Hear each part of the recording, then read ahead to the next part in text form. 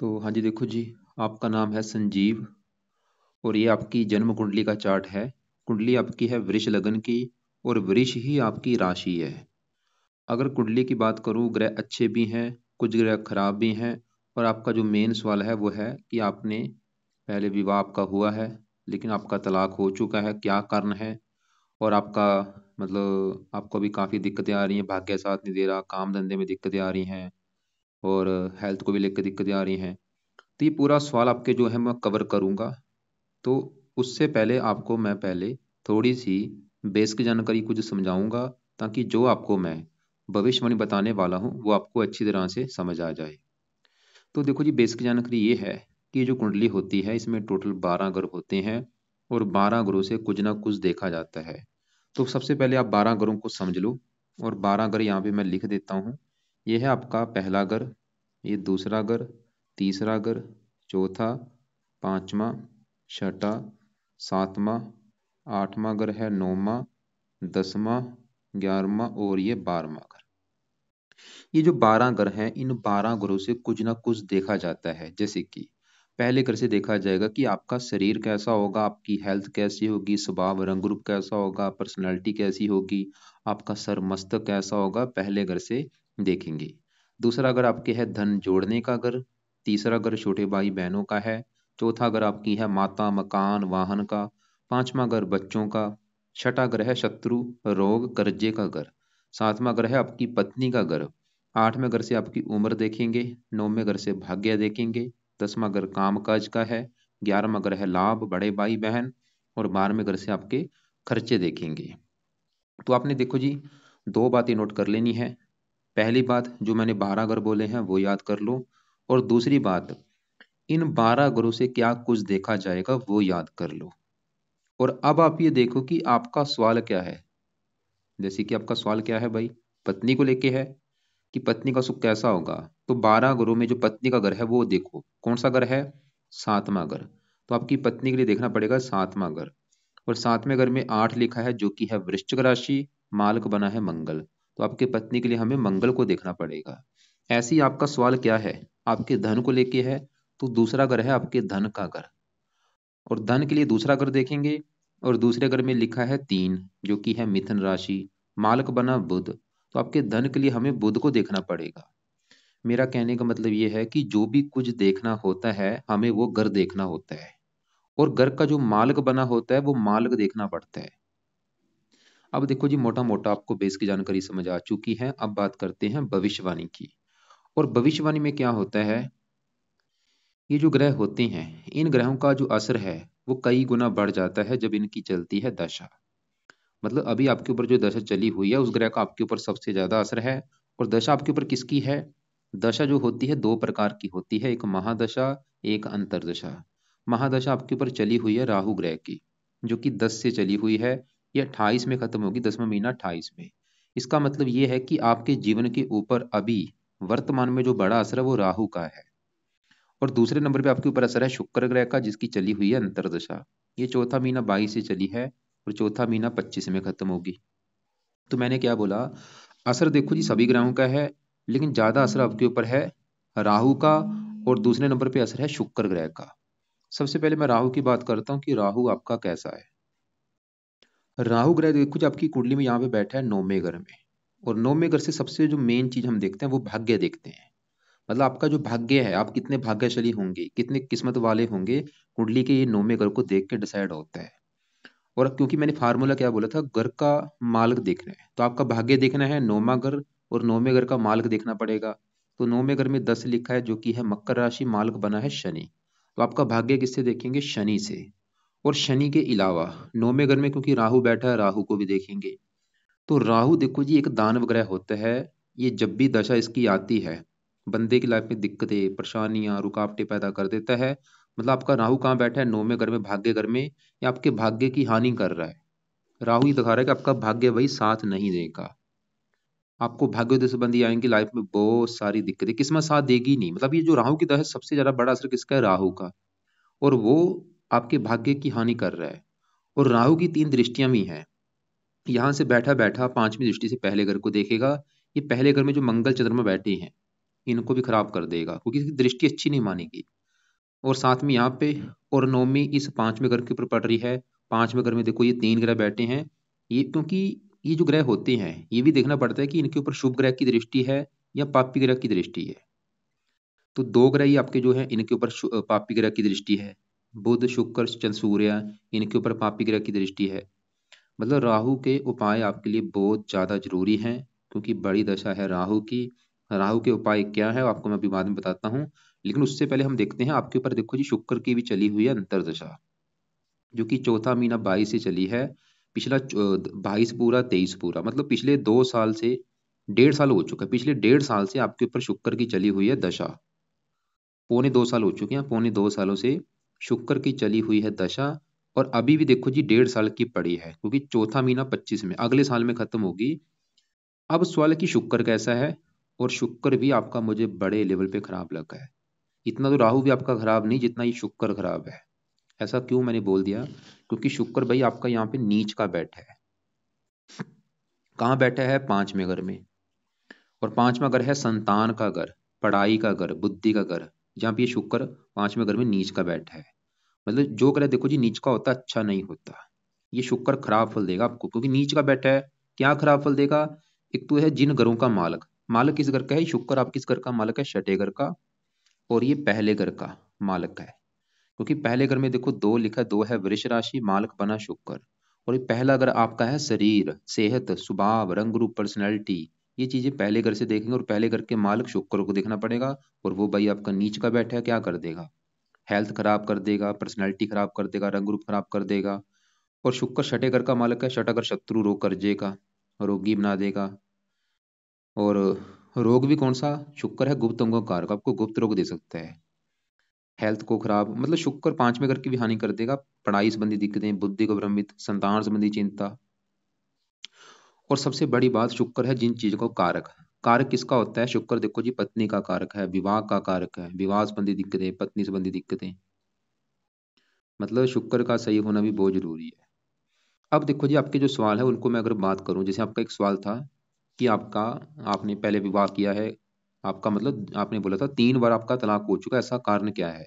क्यों इतनी आपको दिक्कत आई कि आपका 3 बार तलाक हुआ है?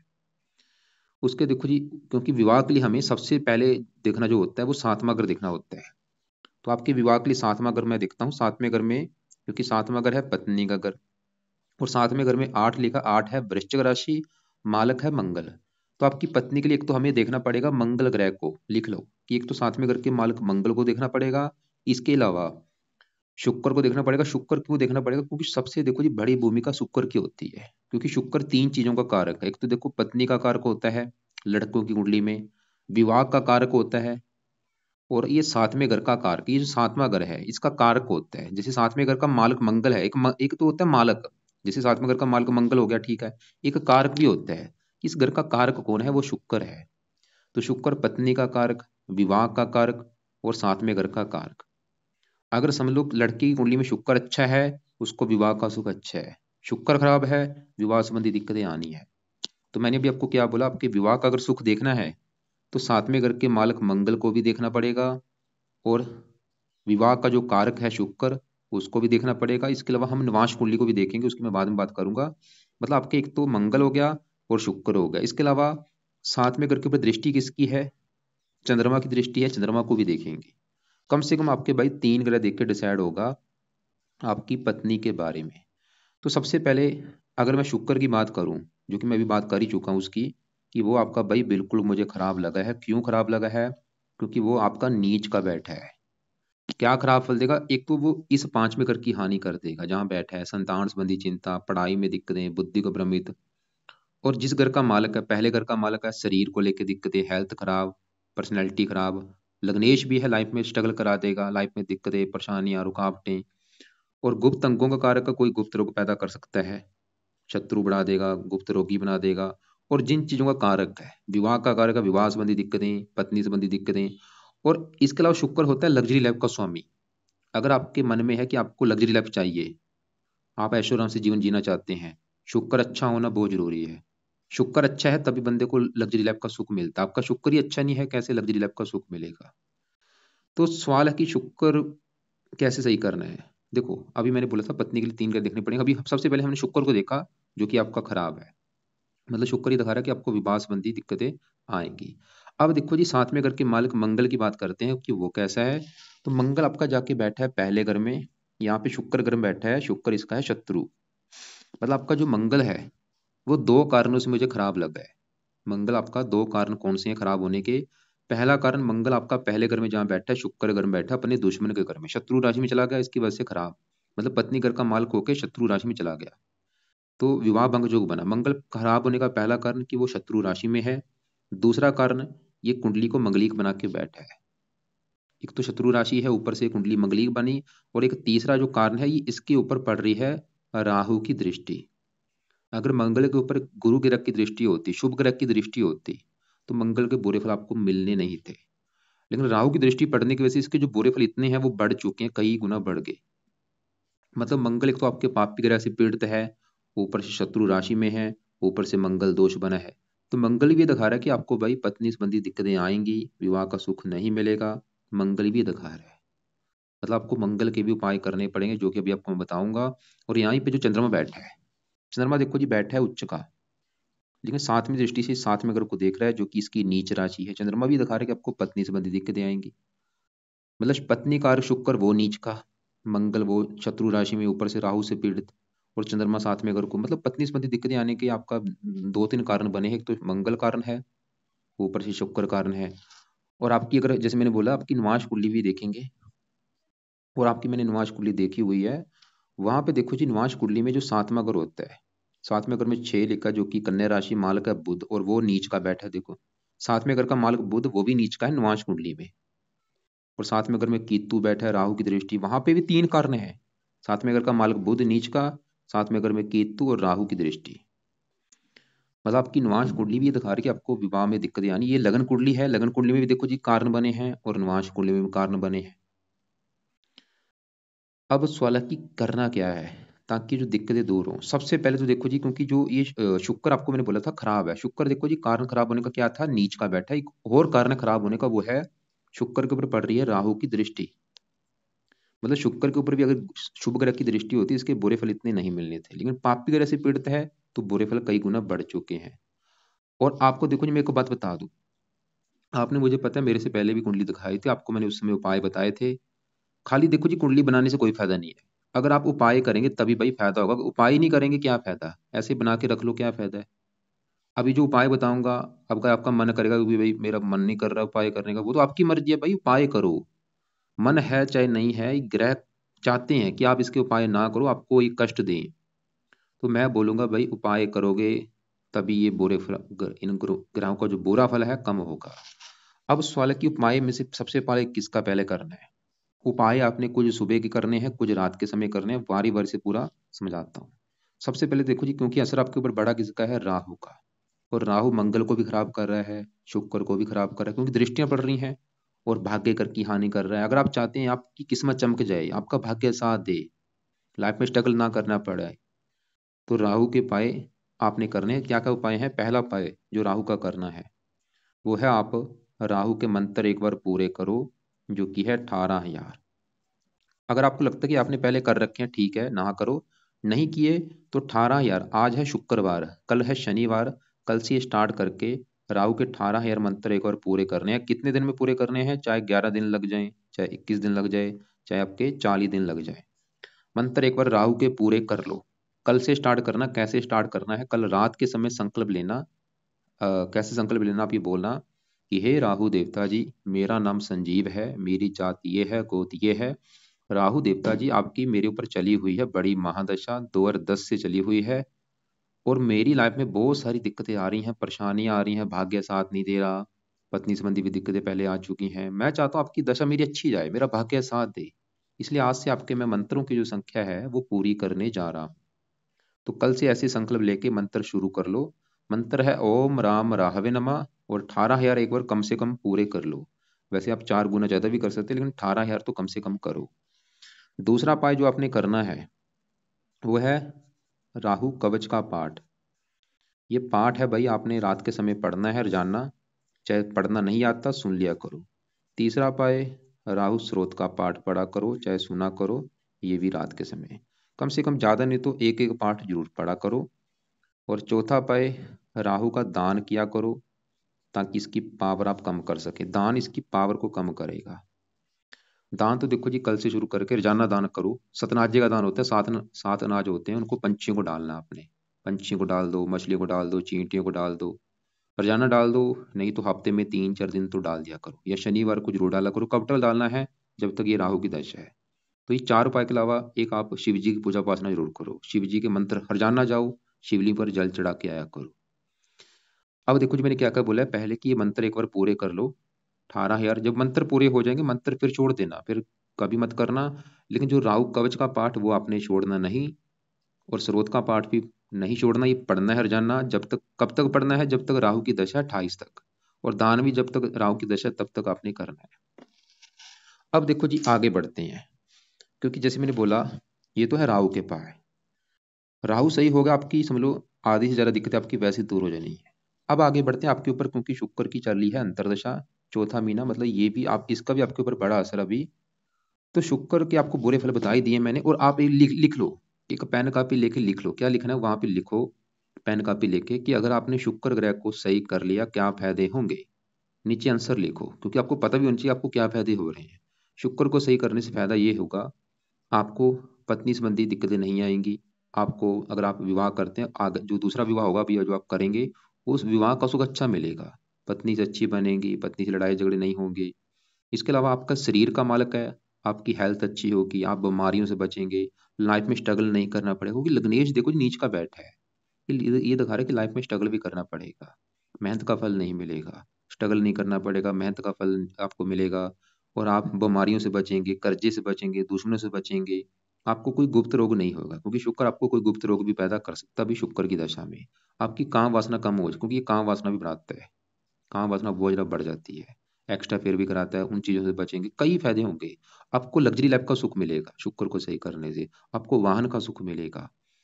तो ये उपाय, मतलब ये फायदे हैं। अब सवाल है कि इसके उपाय क्या है, मतलब इसको सही कैसे किया जाए शुक्र को। तो शुक्र का जो पहला उपाय है वो है, आप इसके भी मंत्र एक बार आपको करने पड़ेंगे पूरे, जो कि है 16,000। अब सवाल है कि ये कब करने हैं। पहले देखो जी, राहु के जब आपके 18,000 मान लो पूरे हो जाएंगे, फिर शुक्र के मंत्र स्टार्ट कर लेना। और ये मंत्र आपने वैसे ये सुबह कर सकते हैं आप। जैसे आज शुक्रवार है, आज सुबह कर लो। मतलब राहु के आपके रात के समय हो जाएंगे, शुक्र के सुबह के टाइम। आज तो वैसे शुक्रवार निकल ही चुका है। अभी जो शुक्रवार आएगा, शुक्रवार को सुबह के टाइम ये आप स्टार्ट करना। और ये भी देखो जी आपने संकल्प लेके स्टार्ट करना है। शुक्रवार को सुबह के टाइम संकल्प आप ये लेना कि हे शुक्र देवता जी, मेरा नाम संजीव है, जाति ये है, गोत्र ये है। आपकी मेरे ऊपर चली हुई है अंतरदशा, और आप मेरी कुंडली में नीच के बैठे हैं। मैं चाहता हूँ आपके जो भी बुरे फल मुझे मिल रहे हैं वो मुझे ना मिले। इसलिए आपके मैं मंत्रों की जो संख्या वो पूरी करने जा रहा हूँ। तो इस प्रकार आप ये मंत्र एक बार पूरे कर लो। और इसके भी जब मंत्र पूरे हो जाएंगे, चाहे आपके 40 दिन लग जाए, जितने भी लगते हैं पूरे कर लेना। फिर उसके बाद आप इसका जो दूसरा उपाय है वो है शुक्र कवच का पाठ। ये आपने भाई रोजाना पढ़ना है, चाहे सुनना है कम से कम एक पाठ। तीसरा उपाय, शुक्र स्रोत का पाठ, चाहे सुनना है चाहे पढ़ना है, ये भी कम से कम एक पाठ। चौथा उपाय, शुक्र की देवी है माता लक्ष्मी जी, तो माता लक्ष्मी जी की पूजा उपासना करो, माता लक्ष्मी जी के मंदिर जाया करो। पांचवा पाए, शुक्रवार का अगर हो सके व्रत रखा करो।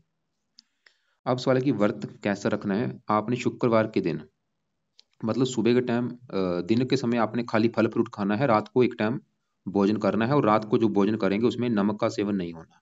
दिन में फल फ्रूट खा सकते हैं, लेकिन रात को एक टाइम ही भोजन करना है। और रात के भोजन में नमक नहीं यूज करना।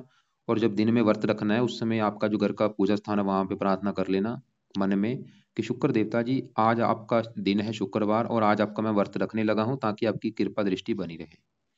तो इस प्रकार आप शुक्रवार का व्रत रखो। कितने व्रत रखने हैं, चाहे 11 रख लो, 21 रख लो, ये रख लो कुछ व्रत। तो ये पाए हैं, जैसे कि एक तो मैंने बोला है शुक्र के मंत्र पूरे कर लेना, उसके बाद कवच स्रोत, ये 2 पाठ है, ये आपने रोजाना पढ़ने हैं या सुनने हैं। नहीं पढ़ने आते सुन लिया करो, बैठ के आराम से चौकड़ी मार के बैठ के सुनने हैं। जब पढ़ने हैं, कब तक पढ़ने हैं? जब तक दशा है तब तक ये पाठ जरूर पढ़ो चाहे सुनो। और माता लक्ष्मी जी की अगर कर सकते कर लो, नहीं आपको लगता कि टाइम तो नहीं है माता लक्ष्मी जी वाला, तो चाहे रहने देना। व्रत जरूर रख लेना, अगर रख सकते हो बहुत अच्छी बात है, नहीं तो ये पहले 3 उपाय तो जरूर कर लेना। अब आगे बढ़ते हैं। अब देखो जी, हमने शुक्र को भी देख लिया, उसके भी मैंने आपको उपाय बता दिए, राहु के भी उपाय बता दिए हैं। अब आपके है मंगल की बात। और मंगल देखो जी आपका, क्योंकि 7वें घर का मालक है, पत्नी घर का, और कुंडली मंगली की भी बनी है, शत्रु राशि में बैठा है। और ये पहले घर की भी थोड़ी सी हानि करेगा, मतलब आपको क्रोधी बना देगा, जिद्दी बना देगा, गुस्से वाला बना देगा, क्योंकि 12वें घर का भी स्वामी है, मार्किश भी है, खर्चे बढ़ा देगा, बीमार करता है, रक्तचाप जैसी बीमारी देता है, एक्सीडेंट कराता है, दुर्घटना वगैरह में चोट लगती है। मतलब ये भी बुरे फल से आप बच जाएंगे। मतलब इसके भी फायदे लिख लो कि मंगल को सही कर लिया क्या फायदे होंगे, क्योंकि मंगल है 7वें घर का, मतलब आपको पत्नी का सुख मिलेगा मंगल को सही करने से। आपका मंगल दोष खत्म हो जाएगा, आपको गुस्सा नहीं आएगा, आपकी हेल्थ अच्छी होगी, आप बीमारियों से बचेंगे, आपको कोई रक्तचाप जैसी बीमारी नहीं होगी, आपके साथ एक्सीडेंट नहीं होगी, चेहरे पर चोट वगैरह नहीं लगेगी। मतलब कई फायदे होंगे मंगल को सही करने से। तो अब सवाल है कि मंगल के उपाय क्या हैं। तो मंगल का देखो जी, पहला उपाय आपने करना है मंगलवार को, हर मंगलवार को मंगल का दान करना है, लाल रंग का दान लिख लो। हर मंगलवार के दिन मंगल का दान करना ही करना है। और दूसरा उपाय आपने हनुमान जी की पूजा उपासना करनी है, हनुमान जी के मंदिर जाया करो, हनुमान जी का जो पाठ है, चाहे वो हनुमान चालीसा है, चाहे बजरंग बाण है, जो पाठ आपको आता है वो पाठ आपने पढ़ना है रोजाना। तो मंगल का दान मंगलवार को, हनुमान जी का पाठ आपने करना है रोजाना। तीसरा उपाय आपने करना है मंगल कवच का भी पाठ सुबह के टाइम। ये है पाठ, ये मंगल कवच का पाठ आप एक पाठ सुबह के टाइम पढ़ लिया करो, या फिर इसको ओढ़ लगा के सुन लिया करो। और चौथा उपाय आप मंगल के भी मंत्र एक बार पूरे करो, जो कि है 10,000। संकल्प लेके 10,000 मंत्र एक बार इसके पूरे कर लो। चाहे आपकी मर्जी है, 4 गुना आप ज्यादा भी कर सकते हैं, 40,000 भी कर सकते हैं। तो अब देखो जी, मंगल के क्या उपाय हैं। मंगल का दान हर मंगलवार को, हनुमान जी का पाठ सुबह के टाइम रोजाना करना है, मंगल कवच का पाठ सुबह के टाइम पढ़ना है चाहे सुनना है, और एक बार इसके 10,000 मंत्र है, चाहे 4 गुना ज्यादा 40,000 एक बार मंत्र पूरे कर लेना है। अब ये मंत्र कब करने हैं, मतलब आपने वारी वारी से करने हैं। आपको मैं भी बताऊंगा, थोड़ा सा पहले मैं पूरे उपाय बता दूं आपके उपाय हैं क्या क्या। अब देखो जी, जैसे मैंने आपको बोला था, आपकी जो निवास कुंडली है, क्योंकि निवास कुंडली में जो 7वां घर है, 7वें घर का देखो जी मालक बुध है, वो नीच का बैठा है, 7वें घर में केतु राहु की दृष्टि है। मतलब अगर आपने इस राहु को सही कर लिया लगन कुंडली वाले में, तो वहां पे जो निवास कुंडली में राहु 7वें घर को देख रहा है, वो भी बुरा फल नहीं देगा। और 7वें घर में जो केतु है, तो केतु के लिए कुत्तों को रोटी डालदा करो। और 7वें घर का जो मालक बुध है, जो कि नीच का बैठा है, अब बुध की बात करते हैं। वो तो अभी मैंने निवास कुंडली दिखाई है, ये है लगन कुंडली। लगन कुंडली में देखो जी, बुध आपका यहाँ पे बैठा है उच्च का। वैसे यहाँ पे एक योग बना है, बुध उच्च का है, शुक्र नीच का है, इसे कहते हैं नीच भंग राजयोग। लेकिन ये लागू नहीं होगा, क्योंकि शुक्र आपका बुध भी अस्त है, शुक्र भी अस्त है। अगर बुध यहाँ पे अस्त ना होता फिर ये लागू होना था। तो बुध ने शुक्र को, मतलब शुक्र के बुरे फलों को कम करना था, लेकिन बुध भी अस्त है, उसमें बल ही नहीं है। तो बुध, सवाल की बुध, ये देखो जी, ये है लगन कुंडली। लगन कुंडली में आपका जो बुध है, वो तो है बुध अच्छा, क्योंकि यहाँ पे उच्च का है, लेकिन वो निवास कुंडली में नीच का बैठा है। और निवास कुंडली में नीच का विवाह संबंधी दिक्कतें पैदा करेगा। लेकिन लगन कुंडली में क्या फायदे देगा, 5वें घर में संतान के लिए अच्छा है, बुद्धि के लिए अच्छा है, और बुध है दूसरे घर का मालिक, धन के लिए अच्छा है। लेकिन बुध के जो अच्छे फल आपको नहीं मिले, क्योंकि वो अस्त बैठा है।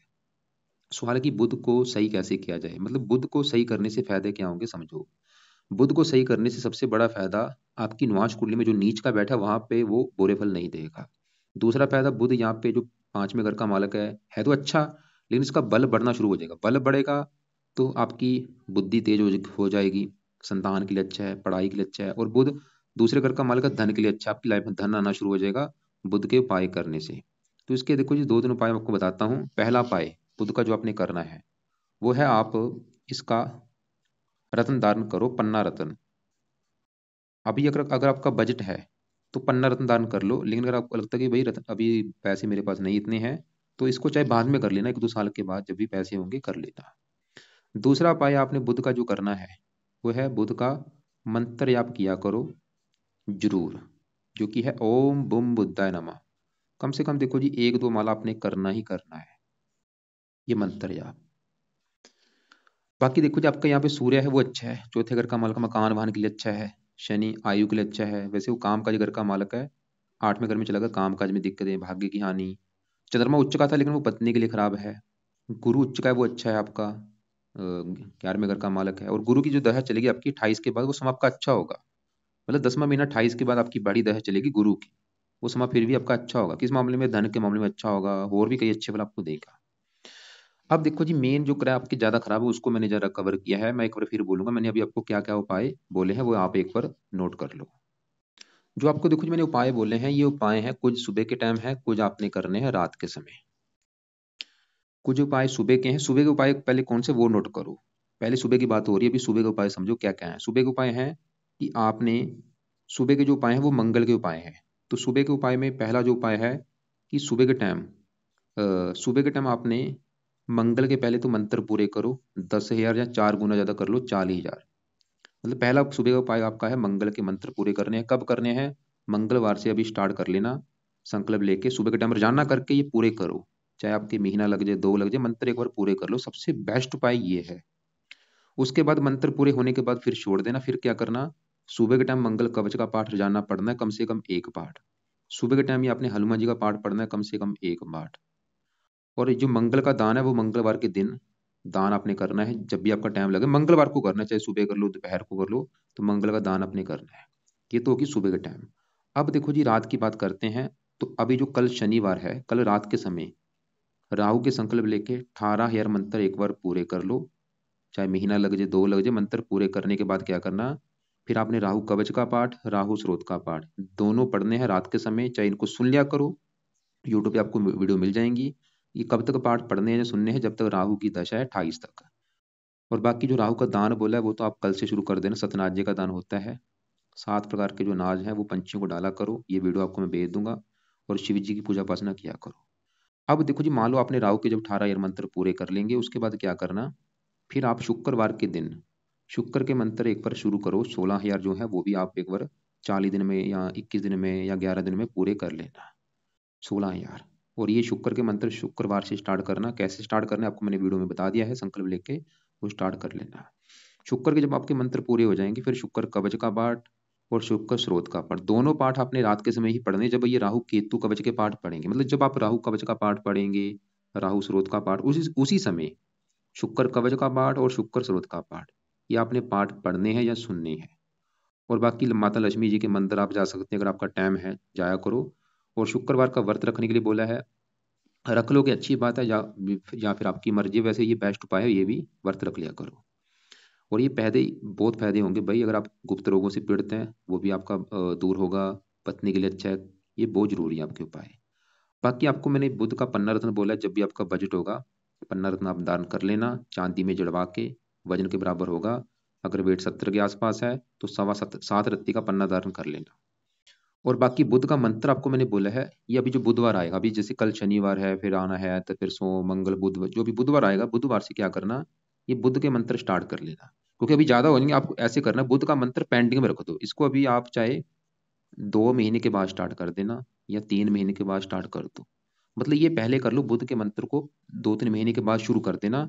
और ये जब भी बुध का मंत्र करेंगे, ये आप चाहे सुबह भी कर सकते हैं, चाहे रात को भी कर सकते हैं। तो पहले फिलहाल राहु के करो, उसके बाद शुक्र के मंत्र पूरे कर लेना।